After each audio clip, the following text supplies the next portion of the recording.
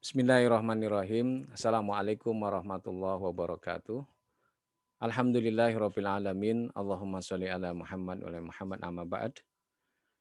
Sahabat PSB yang dirahmati Allah Subhanahu wa taala, pada kesempatan yang berbahagia ini saya akan menyampaikan pesan tentang takwa. Mari kita melihat lebih dalam tentang definisi takwa. Dari Abu Hurairah radhiyallahu an, seorang sahabat Nabi sallallahu alaihi wasallam, beliau pernah ditanya oleh seseorang, "Wahai Abu Hurairah, apakah yang dimaksud dengan takwa itu?"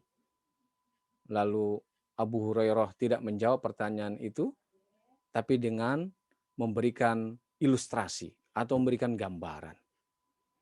Pernahkah engkau melewati suatu jalan dan engkau melihat jalan itu penuh dengan duri? Bagaimana tindakanmu untuk melewatinya? Itu pertanyaan Abu Hurairah menyampaikan ya kepada yang bertanya. Lalu orang yang bertanya itu menjawab dari pertanyaan Abu Hurairah, pertanyaan baliknya, ya, yaitu apabila aku melihat duri, maka aku akan menghindarinya dan berjalan di tempat yang tidak ada durinya. Atau aku langkai duri-duri itu, atau aku mundur. Mendengar jawaban seseorang tersebut, maka Abu Hurairah dengan cepat berkata, menyambut jawaban dari orang tersebut dengan menyampaikan, itulah dia takwa. Hadis ini diriwayatkan Ibnu Abi Dunya.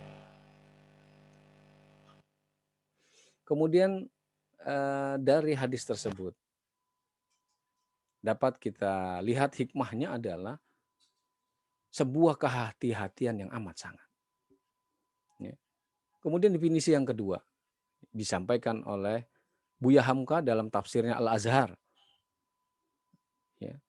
Di mana menurut beliau takwa itu adalah memelihara hubungan yang baik dengan Allah Subhanahu wa taala, memelihara jangan sampai terprosok kepada perbuatan yang tidak diridhoinya, dan memelihara segala perintahnya supaya dapat dijalankan.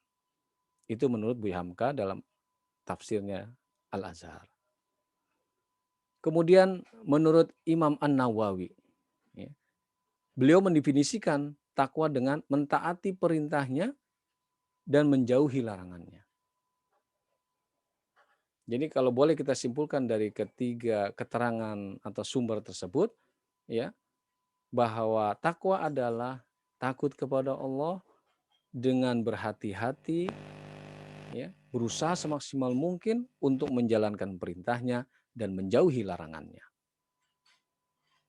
Kemudian apa ciri-ciri orang yang bertakwa? Nah, keterangan ini bisa kita dapat di dalam surat Al-Baqarah, ya, ayat 1 sampai ayat 5. Ya, saya rasa kita semua sudah banyak yang hafal di luar kepala, ya. A'udzubillahi minasyaitonirrajim. Bismillahirrahmanirrahim. Alif lam mim. Dzalikal kitabu la raiba fihi hudal lil muttaqin. Ya. Kitab Al-Qur'an ini tidak ada keraguan padanya, petunjuk bagi mereka yang bertakwa. Di ayat selanjutnya, di ayat yang ketiga, alladzina yu'minuna bil ghaibi wa yuqimunas sholata wa mimma razaqnahum yunfiqun. Orang yang bertakwa itu orang yang bagaimana? Yaitu mereka yang beriman kepada yang gaib, melaksanakan sholat dan menginfakkan sebagian rezeki yang Allah berikan kepada mereka.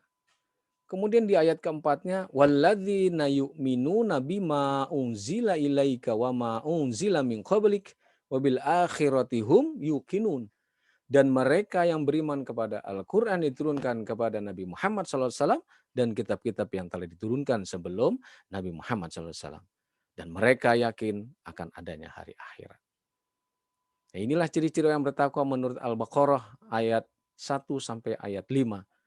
Ya, bahwa orang yang bertakwa adalah orang yang beriman kepada yang gaib, melaksanakan sholat, menginfakkan sebagian rezeki dari Allah, kemudian juga mereka beriman kepada Al-Quran dan kitab-kitab sebelumnya, serta mereka yakin adanya hari akhirat. Dan ditutup di ayat kelima, ulaika ala hudam mir rabbihim wa ulaika humul muflihun. Mereka, ya, merekalah atau mereka itulah yang mendapat petunjuk dari Allah dan mereka adalah orang-orang yang beruntung. Jadi orang yang bertakwa adalah merupakan orang yang mendapat petunjuk dari Allah dan orang-orang yang beruntung.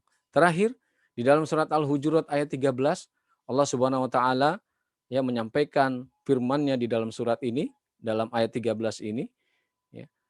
Inna akramakum indallahi atqakum. Bahwa sesungguhnya yang paling mulia di antara kamu di sisi Allah adalah orang yang paling bertakwa. Ya, Masya Allah.